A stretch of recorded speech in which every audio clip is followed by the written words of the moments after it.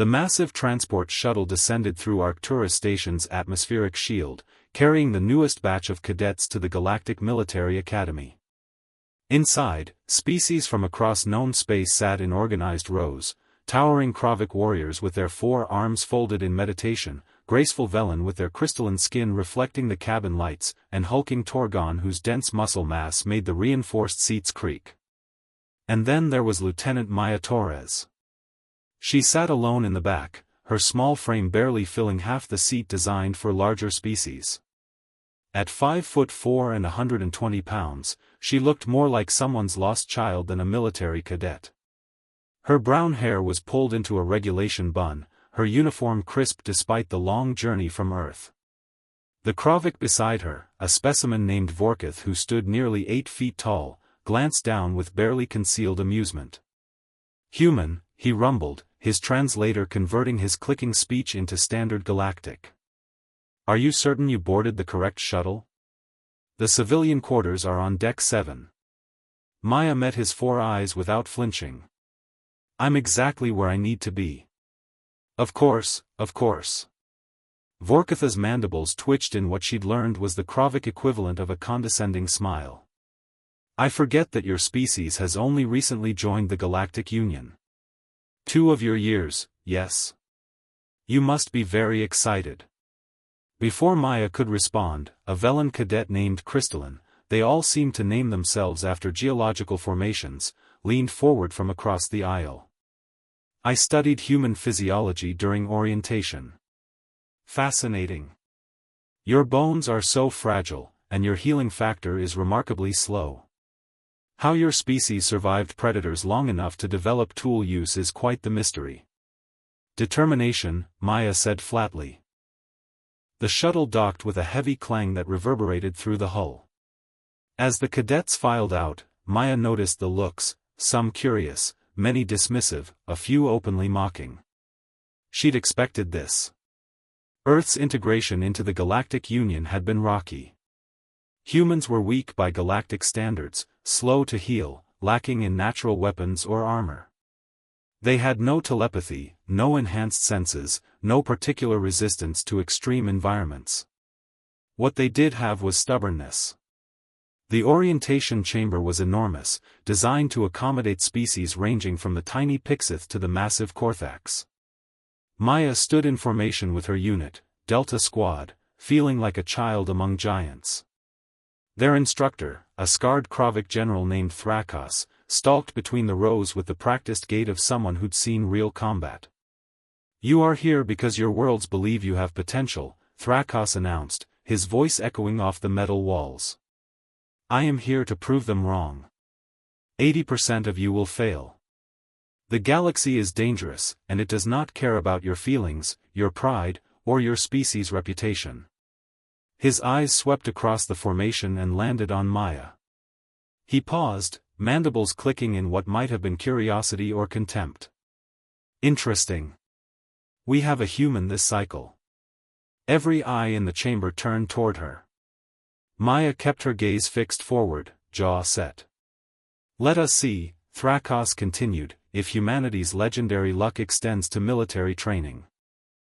The training ground stretched across 3 square kilometers of Arcturus Station's military sector, featuring obstacle courses that would challenge even the most physically gifted species. Maya stood at the starting line with her squad, watching as each cadet received their assessment parameters through their neural links. She had no neural link. Humans weren't biologically compatible with the standard galactic implant technology. Instead, she wore a clunky wrist display that showed her targets in primitive text format. Vorkith completed the course first, his 4 powerful arms making short work of climbing sections that would have required equipment for Maya. His time, 4 minutes, 18 seconds. The Krovic pumped 3 of his arms in victory while using the 4th to check his scores on his integrated display. Crystalline flowed across the course like liquid light, her Velen physiology allowing her to partially dematerialize through certain obstacles. 5 minutes, 2 seconds. A Torgon named Rock simply smashed through obstacles that were designed to be circumnavigated, using his species' legendary durability to tank through punishment that would hospitalize most beings. 6 minutes even. Cadet Torres. Thrakos called. Your turn. Maya approached the starting line. The course loomed before her, 20-meter walls, gaps that required jumps she'd need a running start to clear, sections filled with thermal hazards that her thin skin would feel acutely. Instructor, Crystalline called out, perhaps the human should use the juvenile course? I would hate to see her injured on the first day. Snickers rippled through the assembled cadets. Thrakos raised a clawed hand for silence.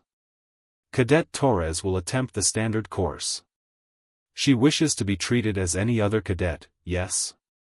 Yes, sir, Maya said firmly. Then begin.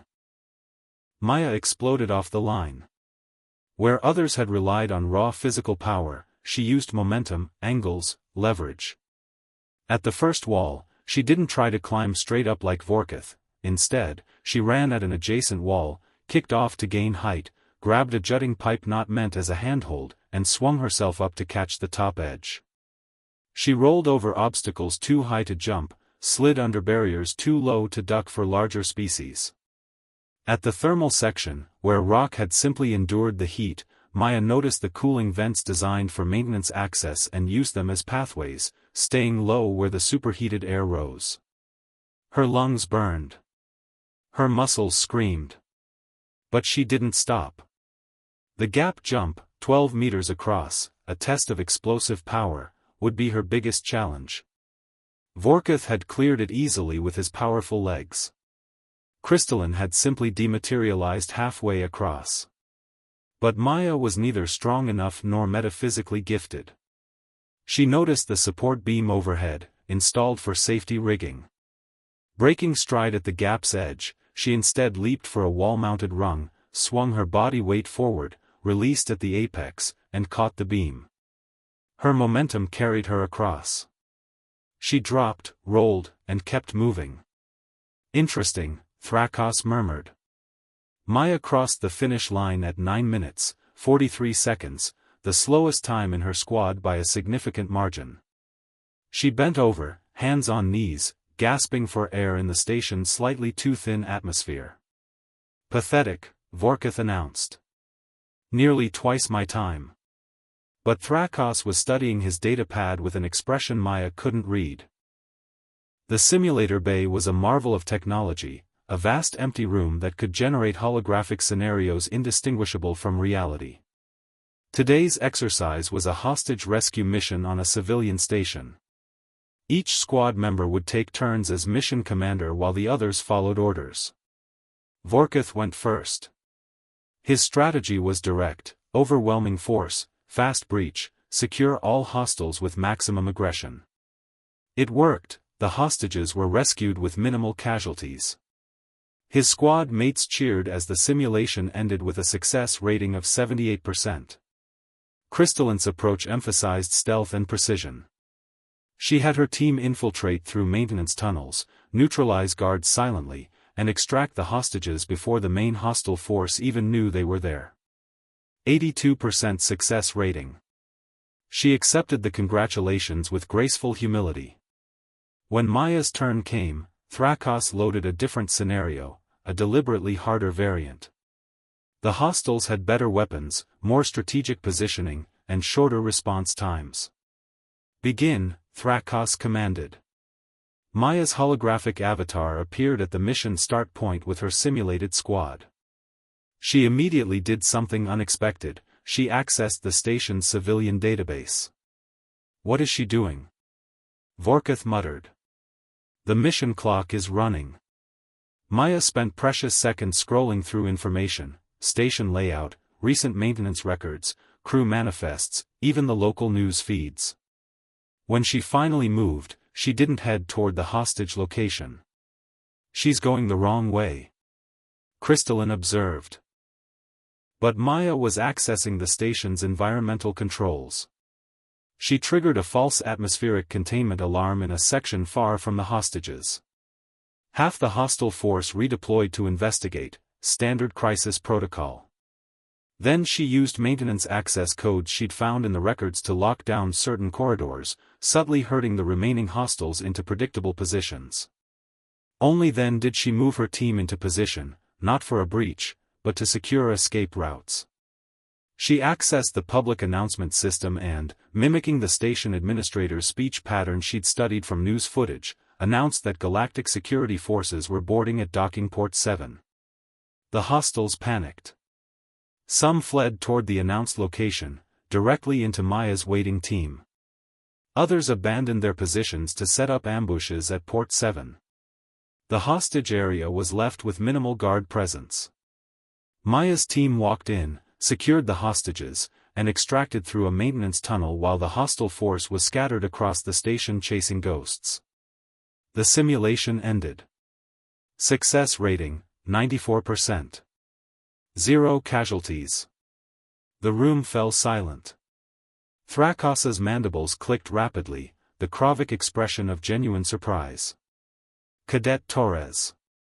Explain your methodology. Maya straightened. Most species in the Union are physically superior to humans, sir. We learn to compensate by fighting smarter, not harder.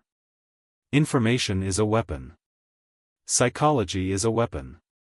The enemy's assumptions are a weapon. I used all three. You spent valuable time accessing databases, Vorkath challenged. In a real scenario. In a real scenario, I'd have prepared in advance, Maya interrupted. But given the simulation's constraints, I adapted. The hostiles were expecting a tactical team to behave tactically, breach, clear, extract. They weren't expecting someone to turn their own protocols and psychology against them. Thrakos studied her for a long moment. On Earth, before your species developed modern weapons, how did you hunt creatures larger and stronger than yourselves? Persistence hunting, sir. We'd track prey for days until it collapsed from exhaustion. We'd use tools, traps, and teamwork. We'd study behavior patterns and exploit weaknesses. And you apply this philosophy to combat? Humans have been fighting uphill battles for our entire evolutionary history, sir. We got good at it. Thrakos's mandibles curved into something that might have been respect. Continue your training, Cadet Torres. As they filed out, Maya caught Crystalline's eye. The Velen nodded slowly, an acknowledgement of competence, if not quite friendship. But Vorkatha's expression was darker. He didn't appreciate being upstaged. The training ground had been transformed into a mock battlefield, abandoned structures, defensive positions, and scattered cover. Each cadet was equipped with training weapons that delivered painful but non-lethal energy bursts. The exercise was simple: capture and hold the central objective for 10 minutes while opposing squads attempted to take it. Delta Squad drew the first defensive assignment. Maya and her teammates fortified the central bunker, a 2-story structure with multiple entry points and limited sight lines. Vorkath, you and Rock hold the main entrance, Maya suggested during their planning phase. Your size and strength make you perfect for choke point defense. Vorkatha's mandibles twitched irritably. I don't take orders from humans. It's not an order, it's a tactical suggestion, Maya said evenly. But if you have a better idea, I'm listening. He didn't. After a tense moment, he and Rock took position at the reinforced entrance. Crystalline, you're on recon. Use your dematerialization to scout enemy positions without being detected. The Velen nodded. At least someone was willing to cooperate. Maya took a position on the second floor with clear sightlines to multiple approach vectors. She didn't have the strength to hold a choke point or the abilities to scout safely, but her eyesight was adequate and her pattern recognition was excellent. The assault came from 3 directions simultaneously: Alpha, Gamma, and Echo squads, 15 cadets total against Delta's 5. Vorkath and Rock held the main entrance against Alpha squad's initial push. Energy bolts ricocheted off the reinforced doorframe as the 2 giants laid down suppressing fire. But Maya noticed something troubling: Alpha squad's attack was too straightforward, too obvious. It's a feint, she called over the comm. Crystalline, check the maintenance tunnels beneath us. The Velen phased through the floor just as Echo Squad emerged from below. Her warning shout gave Rock time to redirect, his massive body blocking the stairwell as he absorbed energy fire that would have taken out their entire defensive position. But Gamma Squad had circled to the building's blind side, the one angle Maya's second-floor position couldn't cover. They breached through a side wall, explosive charges blowing the prefab material inward. Four cadets poured through the gap. Maya didn't hesitate. She dropped through a floor grate, landing hard in a first-floor corridor that put her directly behind the breaching team. They expected defenders to fall back, to establish new positions. They didn't expect someone to deliberately move toward danger. She took down two with quick, precise shots before they realized she was there. The third spun to engage, but Maya was already moving, using a support pillar for cover as she fired around its edge. The cadet went down. The fourth, a massive Torgon, charged directly at her. No finesse, just raw power and rage. Maya's training weapon wouldn't stop his momentum before he reached her. She had maybe 2 seconds. She shot the ceiling support above him. The training weapons weren't powerful enough to cause real structural damage, but the prefab ceiling panels weren't load-bearing anyway.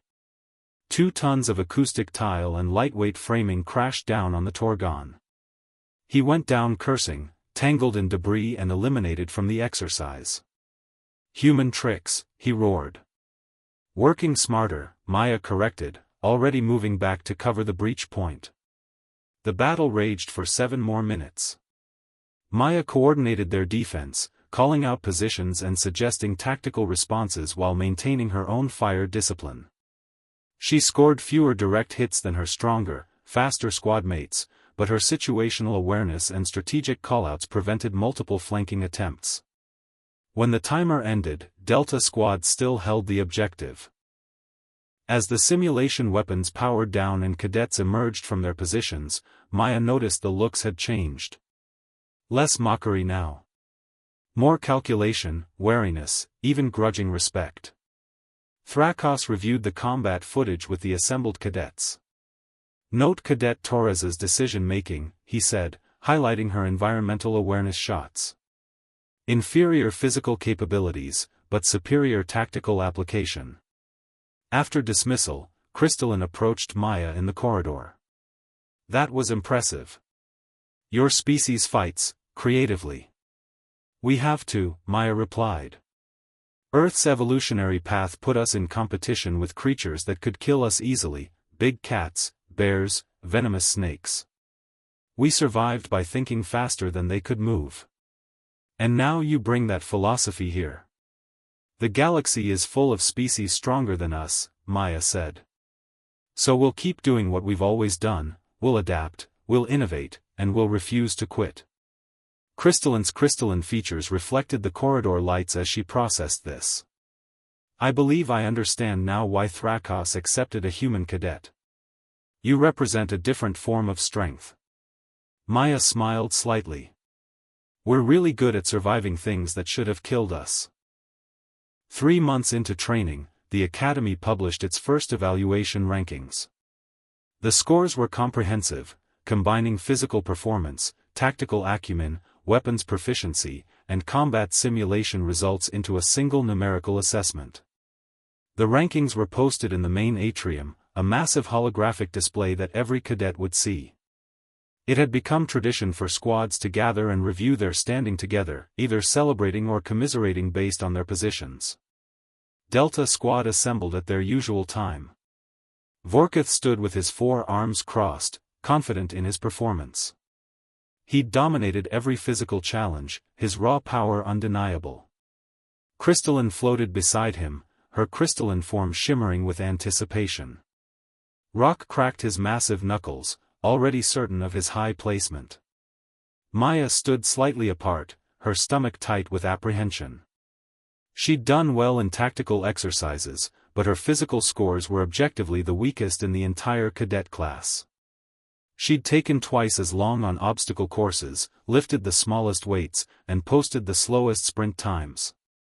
The rankings materialized on the display, names and scores appearing in descending order. 10th place, Cadet Thormak, Torgon species. Combat score, 87.3. 5th place, Cadet Vorkith, Kravik species. Combat score, 91.2. Vorkitha's mandibles clicked in satisfaction. Top 5 was respectable, excellent even. He turned to gloat toward Maya, expecting to find her name somewhere in the bottom quartile. 3rd place, Cadet Crystalline, Velen species. Combat score, 92.8. The Velen's form pulsed with pleasure. Top 3 was an honor worth celebrating. 2nd place, Cadet Thrakoskin, Kravik species. Combat score, 93.1.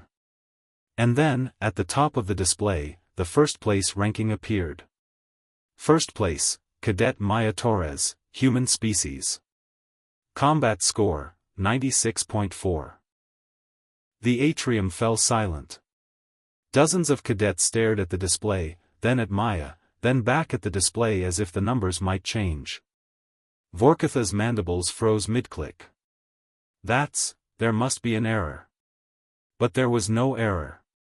The breakdown appeared below Maya's name, showing how her scores were calculated. Physical performance, 68.2, dead last in the class. But tactical simulations, 99.1. Weapons accuracy under stress, 97.8. Strategic decision-making, 98.6. Combat adaptability, 99.5. Mission success rating, 98.9. The human who could barely complete the obstacle course, who had to rest after every physical drill, who looked like a stiff breeze might break her, that human was the top-ranked cadet in the entire academy. Thrakos appeared on the upper balcony, looking down at the assembled cadets. His scarred mandibles curved into what Maya had learned to recognize as approval. "Some of you are confused," Thrakos announced, his voice echoing through the atrium.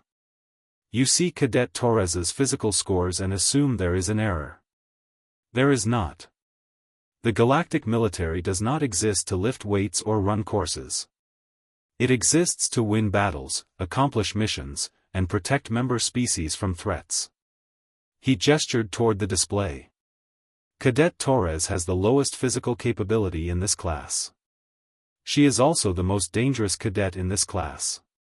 Because when she enters a combat scenario, her enemies die or surrender, her objectives are secured, and her team survives. That is what we measure. That is what matters. Vorkitha's 4 fists clenched. But in hand-to-hand combat, she will ensure the situation never reaches hand-to-hand combat, Thrakos cut him off. She will have already identified your patterns, predicted your approach, and positioned herself advantageously. Or she will have called in support, altered the environment, or avoided the engagement entirely if it doesn't serve her mission objectives. The instructor's eyes swept the atrium. Your species evolved different strengths. The Kravik have 4 powerful arms. The Torgon have dense muscle mass and skeletal structure. The Velen can phase through matter. These are advantages. But they are not victory. Victory comes from making your advantages matter and your enemy's advantages irrelevant. Maya felt heat rising in her cheeks as every eye in the atrium turned toward her. She'd wanted to prove humans belonged here. She hadn't expected to be made an example. Humans, Thrakos continued, evolved as persistence hunters and tool users on a death world filled with creatures stronger, faster, and more naturally armed than themselves. They survived by being more clever, more adaptable, and more stubborn than anything trying to kill them. Cadet Torres embodies these traits. He descended from the balcony, walking through the assembled cadets until he stood directly before Maya. "You represent your species well, Cadet. Continue to do so." "Yes, sir," Maya managed. As Thrakos departed, the atrium erupted in conversation. Some cadets approached Maya with newfound respect, asking questions about human combat philosophy. Others, like Vorkith, stood apart with expressions ranging from disbelief to resentment. Crystalline materialized beside Maya, her voice carrying genuine warmth. "Congratulations. Though I suspect this makes you a target now." Maya smiled grimly. Being underestimated was easier. Perhaps. But being respected is better. The notice appeared on Maya's personal display 3 days after the rankings were published. Cadet Torres, report to Training Bay 7 at 2100 hours. Wear combat gear. It wasn't an official summons, those came through proper academy channels with instructor authorization codes. This was something else. Maya arrived at Training Bay 7 to find it dimly lit and occupied. Vorkith stood in the center of the bay, his 4 arms loose and ready. Behind him were 5 other cadets, all species known for physical prowess, all ranked in the top 15. "I wondered if you'd come," Vorkith said, his translator rendering his clicking speech into standard galactic. "You invited me," Maya replied carefully. Her eyes scanned the bay, noting exits and potential weapons. The training equipment racks were full, padded staffs, practice blades, and various implements designed for different species' physiology. "Your combat scores are impressive, human. But we both know they're based on simulations, tactical exercises, and range work." Vorkith's mandibles curved into something predatory. "I want to see how you perform in direct combat. No tricks, no environmental advantages, no database searches. Just you and me." Maya understood immediately. Vorkith's pride had been wounded by a weak human, ranking above him. He needed to prove that his way, the way of strength and direct confrontation, was superior. "This is against regulations," Maya said. "Unauthorized combat can result in expulsion. Only if someone reports it." Vorkith gestured to his companions. "Everyone here has agreed to discretion. Unless you're afraid." Maya could have left. Should have left. This was exactly the kind of confrontation Thrakos had taught them to avoid, fighting on the enemy's terms, in the enemy's preferred domain. But she also knew that if she walked away, the whispers would start. The human was afraid. The human's scores were just luck. The human couldn't handle real combat. "Fine," Maya said. "But I choose the weapons." "Agreed." Maya walked to the equipment rack, aware of every eye on her.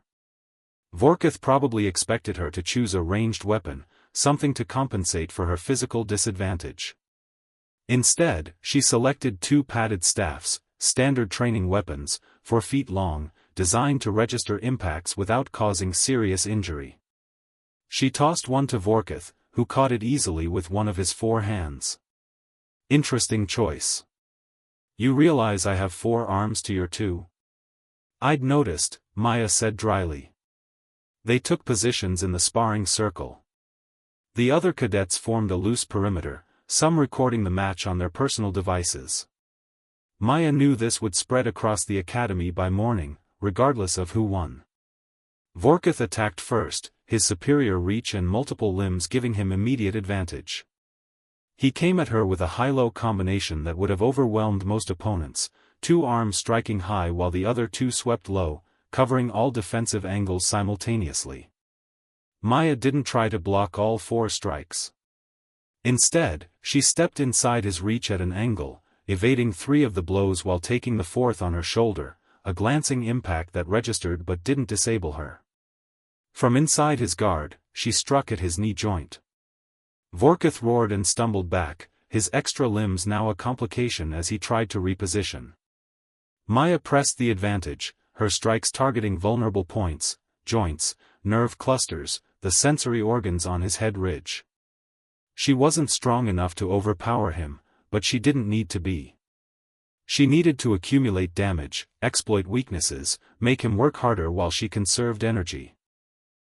The Kravik adapted quickly, using his 4 arms to create a web of defense she couldn't penetrate. He forced her back with sweeping strikes that used his superior strength to simply batter through her guard. Maya took hits to her ribs, her arms, her back. The padded staffs prevented serious injury, but each impact sent shock waves of pain through her smaller frame. "Give up, human," Vorkith growled. "You can't win this." Maya's response was to drop to the ground, sweeping her leg at his ankles. Vorkith jumped the sweep easily, but that left him airborne for a critical half-second. Maya rolled, came up behind him, and struck the back of his knee as he landed. The Kravik went down. Maya pressed her staff against the base of his skull, the killing blow position in staff combat. "Match," she said, breathing hard. But Vorkith wasn't finished. With a roar of rage, he rolled and lunged, all four arms reaching for her. The padded staff flew from Maya's hands as 8 feet of muscle and fury slammed into her, driving her to the mat. His hands closed around her throat, not squeezing, not yet, but the threat was clear. "You think you're so clever? I could break you without trying." Maya didn't panic. She looked directly into his 4 eyes and said, "But you won't. Because that would prove you can only win by breaking the rules." The other cadets stepped forward, uncertain whether to intervene. Vorkith's mandibles clicked rapidly, fury, frustration, and something that might have been shame. Finally, he released her and stood, all 4 arms hanging limp at his sides. "You fight dirty." Maya rubbed her throat and climbed to her feet. "I fight to win. There's a difference." "Is there?" Vorkith's voice carried genuine confusion. "On my world, honor demands." "On my world," Maya interrupted, "survival demanded we use every advantage we had. Honor is what you can afford after you've won." The tension in the bay was suffocating. Then, unexpectedly, Vorkith's mandibles curved upward. Perhaps there is wisdom in that." He extended one of his 4 hands, the traditional Kravik gesture of respect. Maya took it, feeling the enormous strength in his grip carefully restrained. "You earned your ranking, human. I was wrong to doubt it." As the cadets filed out of the bay, Crystalline materialized beside Maya. "That was either very brave or very foolish." "Probably both," Maya admitted. "But now everyone knows, humans don't back down. And they don't fight fair." Maya smiled. "We fight to live. Fair is just a bonus." 6 months of training culminated in the graduation trial, a final exercise that would determine which cadets earned their commission and which returned home in failure. Unlike previous exercises, the trial was conducted under maximum realism protocols, real weapons with lethal capability, actual orbital insertion, and genuine hostile actors, Academy instructors in full combat gear tasked with eliminating cadets who made mistakes. The mission briefing was stark: insurgents had seized a civilian mining station on Kepler 442b. Hostages were confirmed. The station's reactor was compromised and would fail in 4 hours. Extract the hostages, neutralize the hostile force, and prevent reactor meltdown. Failure meant catastrophic loss of civilian life. Delta Squad drew their insertion coordinates, an auxiliary docking port on the station's lower levels, far from the main hostage location but close to the reactor. Maya reviewed the tactical data during their approach, her mind already working through scenarios. "Standard breach and clear?" Vorkith suggested, his 4 hands checking his weapons. 6 months of training had forged mutual respect, if not quite friendship, between them. Maya shook her head. "Look at the power distribution. Sections 7 through 12 are operating at 60%, someone's drawing massive energy somewhere. That's where the hostile command element will be." Crystalline studied the data stream. "The hostages are in the cafeteria, far from that location." "Exactly. They want us to split up, half to rescue hostages, half to secure the reactor. Standard tactics would dictate that division." Maya pulled up a schematic of the station's infrastructure. "But the reactor sabotage is a timer, not an active threat. The insurgents can't detonate it early or they'd have already done so. Which means our real objective is eliminating their command structure before they execute the hostages. Rock growled low in his chest. You want to abandon the civilians? I want to save them by removing the threat, not by walking into a trap. Maya highlighted several routes on the schematic. Crystalline scouts their command location. Vorkuth and Rock make noise near the hostage area to draw attention. I go directly for the reactor control systems. Alone? Vorkutha's mandibles clicked skeptically. It's what they won't expect. A lone human, physically weak, heading for their secured position? They'll think I'm lost or separated from my squad. Maya met his eyes. Trust me. The insertion was flawless.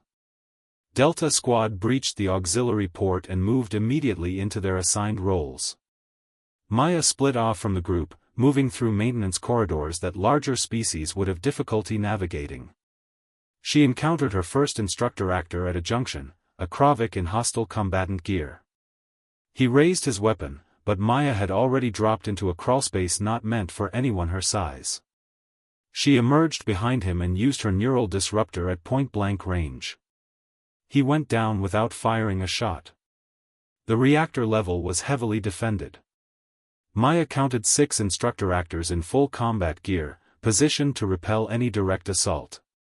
They'd fortified the main entrance, set up crossfire positions, and established a kill box that would shred any team trying to breach.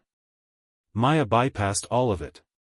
She accessed the environmental system, specifically, the fire suppression protocols. A few commands triggered the halon gas system in their defensive sector.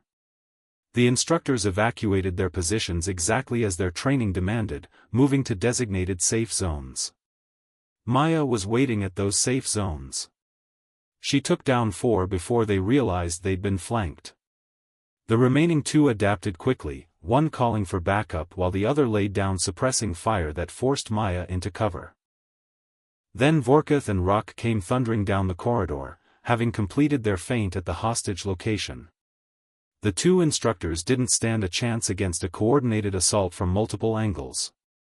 At the reactor control systems, Maya found what she expected: the sabotage was sophisticated but reversible. She began the override sequence while Crystalline materialized beside her. Command element neutralized, the Velen reported. They were exactly where you predicted. Small force, heavily armed, but positioned to respond to threats at the hostage location or the reactor. They never expected us to bypass both. Because standard tactics would have had us divided, reactive, playing their game. Maya completed the reactor stabilization. We played ours instead. The klaxon sounded, mission complete. Delta Squad had secured the station with 0 casualties, neutralized all hostile actors, and stabilized the reactor in under 90 minutes. In the debriefing room, Thrakos reviewed their performance with the assembled instructors and academy leadership. Cadet Torres demonstrated exceptional tactical flexibility, eschewing standard doctrine in favor of a strategy tailored to the specific scenario. Her squad trusted her judgment and executed flawlessly. Admiral Kresix, the Academy Commandant, an ancient Velen whose crystalline structure had taken on a deep purple hue with age, stepped forward. Cadet Torres, you have not only passed the graduation trial, you have set a new standard. Your final combat score is 97.8, the highest in Academy history. The room erupted in applause. Maya stood at attention, overwhelmed and trying not to show it. Earth sent us one cadet, Admiral Kresix continued, and that cadet has proven what humanity brings to the Galactic Union. Not the greatest strength, not the fastest speed, not the longest reach. But the relentless refusal to be defeated by limitations, and the creativity to turn weaknesses into advantages. After the ceremony, as newly commissioned officers celebrated in the atrium, Vorkuth approached Maya. He held out one of his 4 hands. I mocked you when you arrived. I thought you were weak, that your species didn't belong here. His mandibles curved in genuine respect. I was wrong. You are the most formidable warrior I've trained beside. Maya shook his hand. You taught me something too. Strength isn't wasted on those who know when not to use it. Crystalline joined them, her form shimmering with satisfaction. The galaxy will learn what we learned. Humans are not to be underestimated. No, Maya agreed, looking out at the assembled officers, dozens of species, hundreds of worlds, united in common purpose. We're not. Because we spent our entire evolutionary history being underestimated by things trying to kill us. And we're still here. She touched the officer's insignia on her uniform, proof that humanity had earned its place among the stars not through superior strength or natural advantages, but through the qualities that had always defined her species: adaptability, innovation, and the stubborn refusal to accept defeat. They had laughed at the human cadet. Now they would serve beside her. And in the battles to come, across the vast darkness of space where threats lurked beyond imagination, that human stubbornness would make all the difference.